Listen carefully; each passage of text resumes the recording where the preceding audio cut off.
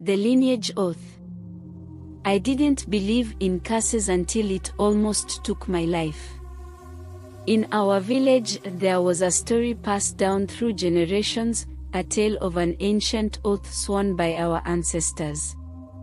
It wasn't just any oath, it was a blood oath made to protect the village during a time of war. The elders told us that our ancestors promised their lives and the lives of their descendants in exchange for victory. They won the war, but the price was a curse that would haunt the lineage forever. My family was one of the oldest in the village, and as a child, I always heard the whispers about the curse. They said that every few generations, a member of our family would suffer greatly, paying the debt our ancestors had sworn. I never took it seriously. How could something from so long ago still affect us today?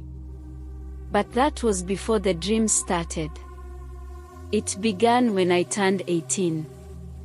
I would wake up in the middle of the night, drenched in sweat, heart pounding. In my dreams, I saw a figure, shadowed and menacing, standing at the edge of the village, awaiting. It didn't move, I didn't speak, but its presence was enough to fill me with dread.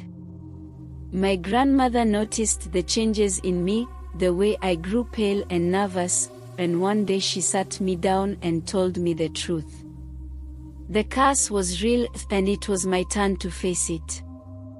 She explained that our ancestor had made a terrible promise to a powerful spirit, one that required a life every few generations to keep the village safe. My grandmother had seen the signs in me, the dreams, the unease, and she knew that the curse was coming for me. But she also told me something else, something she had kept secret her whole life. There was a way to break the curse. The curse could only be broken if someone willingly offered themselves to the spirit in place of the chosen one. The catch. It had to be done at the shrine deep in the forest, where the oath had been made, and it had to be done without anyone else knowing. If the spirit sensed hesitation or fear, the curse would continue, and both lives would be taken. I couldn't let my grandmother do it. She was old, frail, and had already lived her life. I was young, and the thought of facing that spirit terrified me, but I knew I couldn't let her sacrifice herself. So, one night, without telling anyone, I made my way to the forest.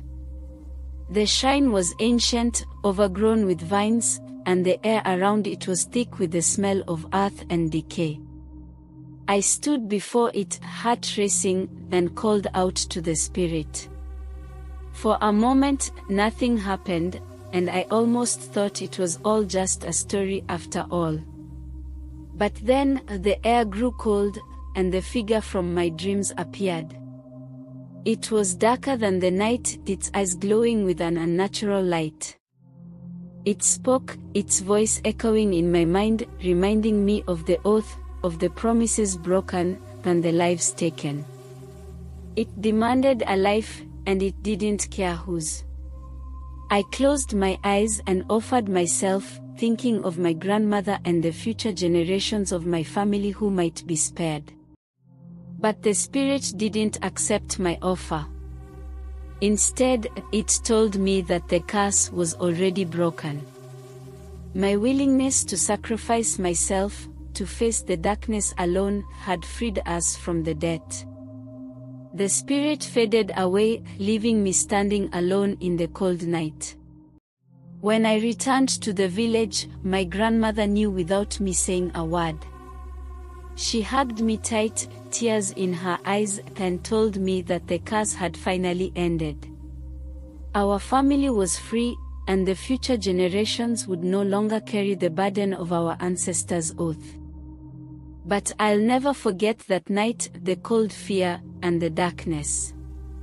And I'll never forget the lesson it taught me: some promises are meant to be kept, and some are meant to be broken, no matter the cost. If this story gave you chills and left you wanting more, make sure to hit that subscribe button and like the video. On Ancestral Oath, we explore the dark and mysterious tales rooted in African folklore, stories that reveal the hidden truths of our past. Don't miss out on the next story, join our community and stay tuned for more. Your support helps keep these ancient tales alive.